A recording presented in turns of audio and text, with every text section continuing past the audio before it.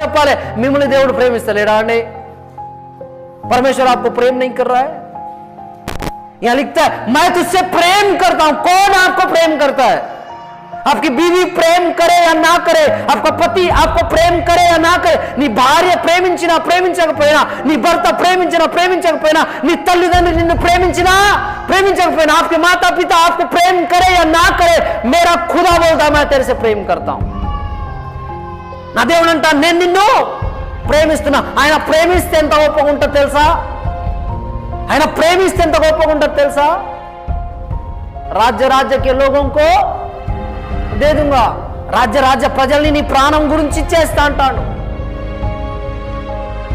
నీ ప్రాణానికి ఉన్న ఖరీదు ఎంత తెలుసా? ఒక అమ్మాయి కాదు।